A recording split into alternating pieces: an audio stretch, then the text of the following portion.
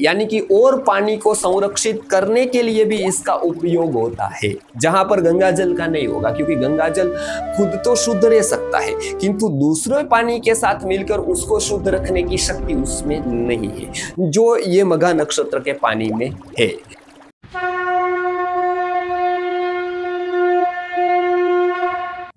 नमस्कार, इस वीडियो में हम बात करेंगे मघा नक्षत्र के जल संचय प्रयोग के बारे में। तो सबसे पहले हम ये समझ लेते हैं कि मघा नक्षत्र क्या है। तो ये समझने के लिए हम भारतीय खगोल शास्त्र को यदि समझेंगे तो आपको पता होगा कि आकाश में अलग अलग स्थान पर 27 नक्षत्र है, यानी कि ऐसे तारों के समूह है जो एक विशिष्ट आकार में वहां स्थित है, और सूर्य और चंद्र उसकी पूरी परिक्रमा करते हैं। अब जो चंद्र है वो 27 दिन में ये परिक्रमा पूरी कर लेता है, इसके लिए वो एक नक्षत्र के साथ एक दिन रहता है। तो हर एक 27 नक्षत्र में चंद्र का नक्षत्र एक दिन आता है, जैसे पुष्य नक्षत्र। उसी तरह से सूर्य है वो पूरी परिक्रमा एक साल में 100 वर्ष में यानी कि 365 दिन में करता है, यानी कि वो एक नक्षत्र के साथ 13.5 दिन रहता है। अब ये जो 13.5 दिन लेता है और पूरा का पूरा 27 नक्षत्र के साथ वो यात्रा पूरी कर लेता है, तो यहाँ हम कहते हैं कि एक वर्ष पूरा हुआ। और आयुर्वेद की परिभाषा में कहे तो ये जो सूर्य अलग अलग नक्षत्रों के साथ अपनी परिक्रमा पूरी करता है, तब वो ऋतु परिवर्तन होता है, वातावरण में परिवर्तन होता है, और उसके कारण हमारे शरीर में भी दोषों में परिवर्तन होता है। तो ये हमने देखा था कि जब सूर्य आर्द्रा में प्रवेश हुआ 22 जून को, उसका भी वीडियो हमने डाल दिया था। उस समय वर्षा ऋतु की शुरुआत हुई, 13.5 दिन रहा आर्द्रा नक्षत्र में। उसके बाद वो पुनर्वसु, पुष्य, आश्लेषा और अभी वो मघा में प्रवेश करेगा, यानी कि वो जो सूर्य का मघा नक्षत्र में प्रवेश करना वही होता है मघा नक्षत्र। हम बोलते हैं कि ये मघा नक्षत्र आया, मघा नक्षत्र आया नहीं, सूर्य का मघा नक्षत्र में प्रवेश हुआ। तो सूर्य का मघा नक्षत्र में प्रवेश ये मतलब हो जाता है हर एक वर्ष में 16 या 17 अगस्त में। 2026 इस वर्ष में 17 अगस्त को सुबह 8 बजे प्रवेश होने वाला है सूर्य का मघा नक्षत्र में। अब हम ये देखते हैं कि यदि ये सूर्य का प्रवेश हो गया 17 अगस्त को और 31 अगस्त को सुबह 4 बजे तक वो सूर्य रहेगा, यानी कि करीब करीब 13.5-14 दिन तक वो मघा नक्षत्र में रहेगा। उस समय यदि बारिश आई तो वो बारिश का पानी कुछ विशिष्ट गुण वाला होता है, उसका एक महत्व है। खास करके क्या है उसका महत्व, वो हम जान लेते हैं अभी। तो ये जो पानी होता है उसमें एंटीबैक्टीरियल, एंटीवायरल प्रॉपर्टीज बहुत ज्यादा मात्रा में होती है। तो इसके कारण वो पानी लंबे समय तक टिक जाता है। जैसे गंगा जल है, तो गंगा जल और पानी के मुकाबले और पानी के कंपेयर में बहुत ज्यादा टिकता है। उसी तरह से ये मघा नक्षत्र का पानी भी बहुत लंबे समय तक टिकने वाला है। तो अब हम ये जान लेते हैं कि मघा नक्षत्र का पानी का उपयोग कहाँ कहाँ पर होता है विशेष रूप से। तो ये जो लंबा टिकने वाला उसका जो गुण है, महत्व है, उसके कारण वो सबसे पहले तो आयुर्वेद की दवाई बनाने में उपयोग आता है, क्योंकि उसमें भी ऐसा पानी चाहिए कि जो लंबे समय तक रहे। तो आजकल डीए मोटर भी उपयोग हो रहा है मेडिसिन की दृष्टि से, तो वो लंबे समय तक ऐसा ही रहता है इसके लिए। बट इसमें इतने गुण नहीं है डीए मोटर में, इसमें तो बहुत सारे गुण भी है और लंबा टिकता भी है। तो एक तो ये हो गया। नंबर 2 पर उसकी एंटीबैक्टीरियल, एंटीवायरल प्रॉपर्टीज अलग अलग नुकसान करता बैक्टीरिया और वायरस से बचाती है, उसमें स्वयं ही ऐसा गुण है।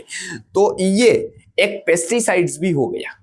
जैसे पेस्टिसाइड्स भी यही करते हैं, या तो बैक्टीरिया वायरस को खत्म कर देते हैं या तो आने से रोकते हैं। तो ये एक प्रकार का नेचुरल पेस्टिसाइड जो है, तो कृषि की जितनी दवाई बनती है खेत में उपयोग होने वाली, वो हमारे यहाँ पहले के खगोल शास्त्र के हिसाब से, कृषि शास्त्र के हिसाब से इसी पानी के साथ बनाई जाती थी। उसके साथ और भी औषधियां मिलाई जाती थी जो इस प्रॉपर्टीज वाली हो। तो ये दूसरा, खेती में नेचुरल पेस्टिसाइड्स बनाने में इसका बहुत बड़ा रोल है। अब तीसरा, जो दूसरा पानी हमने संचय करके रखा है वृष्टि का जल, उसमें भी ये पानी यदि डाल दिया तो वो पानी को भी वो अनेक वायरस और बैक्टीरिया से बचा लेता है। यानी कि और पानी को संरक्षित करने के लिए भी इसका उपयोग होता है, जहां पर गंगा जल का नहीं होगा, क्योंकि गंगा जल खुद तो शुद्ध रह सकता है किंतु दूसरे पानी के साथ मिलकर उसको शुद्ध रखने की शक्ति उसमें नहीं है, जो ये मघा नक्षत्र के पानी में है। तो यहाँ पर उपयोग है, आयुर्वेद की औषधियों में भी उपयोग है, पेस्टिसाइड्स, नेचुरल पेस्टिसाइड्स बनाने में भी उपयोग है, और पानी को सुरक्षित रखने में भी उपयोग है। तो इतना मानो कि इतने सारे उसके उपयोग है, इतना महत्व है। तो हम अब ये जानते हैं कि ये मघा नक्षत्र का जो पानी है उसका संचय कैसे करें, उसको किस तरह से हम ले। तो सबसे पहले जो 17 अगस्त से लेकर, यानी कि सुबह 8 बजे से लेकर 31 अगस्त सुबह 4-5 बजे तक का जो समय मघा नक्षत्र है, उस समय जब बारिश आई तो आपको वो बारिश को जमीन पर नहीं गिरने देना है। या तो उसका जो ट्रेडिशनल टंकी हमने बनाई है, जिसको भो टंकी कहते हैं, भूतल में बनाई है, उसमें उसका पानी ले लेना है। यदि पहले पानी भरा है किसी मतलब पहले से ही, तो वो खाली करके आप ले सकते हैं, छोटी टंकी है। तो यदि बड़ी है तो आप वो पानी के साथ भी ये पानी उसमें डाल सकते हैं, ताकि वो पानी भी सुरक्षित हो जाए। बट आपको यदि दवाई में उपयोग करना है या पेस्टिसाइड में, तब तो उसको अलग से भरकर आपको प्रयोग करना होगा। तो उसके लिए आप किसी भी धातु की टंकी का उपयोग कर सकते हैं, टैंक का उपयोग कर सकते हैं, पात्र का उपयोग कर सकते हैं। बस उसको ढकना बहुत अच्छी तरह से होता है, उसमें सूर्य का प्रकाश न जाए, हवा न जाए, उसका ध्यान रखना होता है। तो किसी भी प्रकार की टंकी, धातु की या किसी भी प्रकार की टंकी को लेना है, प्लास्टिक को छोड़कर। यदि कोई नहीं मिला तो प्लास्टिक भी चलता है, बस सुरक्षित स्थान पर वो होना चाहिए। तो ये पानी को संचय करके उसमें रख देना है, और कुछ भी डालने की जरूरत नहीं है। बस ध्यान इतना रखना है कि वो लेते समय और चीजें इसमें न जाए, शुद्धता से ग्रहण हो, हाइजेनिक ग्रहण हो, हम अपने हाथ वगैरह उसमें न डालें, और उसको छान कर ले, ये बहुत जरूरी है। क्योंकि बहुत सारी चीजें जब हम ग्रहण करते उस समय उसमें चली जाती है, तो उसको छानने के लिए कुछ कपड़ा बपड़ा कॉटन का वो रख दे, छान कर ले तो बहुत ही अच्छा है। टंकी में है तो वो कपड़ा बपड़ा आगर रख दे तो वो छान कर ही जाएगा। अब ये जो मघा नक्षत्र का पानी हमने वहां पर संचित कर लिया, उसका प्रयोग कैसे करना है? तो खास करके उसका प्रयोग हम अभी पीने के लिए कर सकते हैं, ताकि हम अनेक प्रकार के रोगों से बच जाए, अनेक वायरल और बैक्टीरियल इन्फेक्शन से बच जाए। इसलिए उसको गर्म करके प्रयोग करना है, मतलब उसको उबाल देना है, और उसका प्रयोग फिर 8 घंटे तक कर सकते हैं। जैसे सुबह आपने उबाल दिया तो 8-10 घंटे तक उसका प्रयोग कर सकते हैं। फिर रात में करना है तो दूसरी बार दूसरा पानी लेकर उसको उबालना है। आपको याद रखना है, एक ही पानी 2 बार नहीं उबालना है, आयुर्वेद में इसका मना किया गया है। तो वो पानी को कहीं यूज में ले लेना है पीने के अलावा, और दूसरा पानी लेकर उसको उबालना है। तो एक बार पानी उबाला, उसको 8 घंटे या 9 घंटे तक आप उपयोग कर सकते हैं वृष्टि के काल पे, यानी कि ये बारिश की मौसम में। अनुपान के रूप में कोई औषध ले रहे हैं तो उसके ऊपर भी आप ये पानी को प्रयोग कर सकते हैं पीने के लिए, वो भी बहुत ही अच्छी औषधि की असर दिखाता है। यदि कोई आंख की औषधि आपकी चल रही है तो उसमें डालने के लिए भी सर्वश्रेष्ठ पानी ये हो जाता है। और खास करके बच्चों के लिए जो फॉर्मूला मिल्क बनता है, उसमें आजकल जो आरओ वाटर डलता है तो वो तो बहुत भारी हो जाता है, मिनरल लेस हो जाता है। उसके स्थान पर यदि ये पानी का प्रयोग करें तो बच्चों में बैक्टीरियल या वायरल इन्फेक्शन की शक्यता बहुत कम हो जाएगी, पचने में एकदम हल्का होगा और गुणवत्ता वाला भी होगा।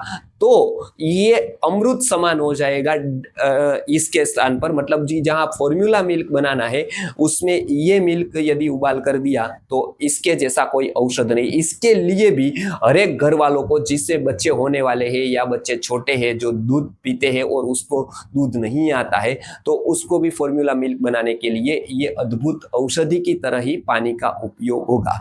तो ये पूरे के पूरे हमने प्रयोग उसका कैसे करना है वो हमने देखे, और उससे मिलने वाले जो लाभ है वो खेती के पेस्टिसाइड्स बनाने में, आयुर्वेद की विभिन्न औषधियाँ खास करके क्वाथ वगैरह बनाने में, आँख के ड्रॉप्स वगैरह बनाने में, फॉर्मूला मिल्क वगैरह बनाने में उपयोग होता है। तो ये पानी मनुष्य शरीर के लिए तो अमृत समान है ही है, उसके बहुत ही लाभ है। साथ साथ में ये खेती के लिए भी और खास करके पानी को सुरक्षित रखने के लिए भी बहुत सारे लाभ इसके हैं।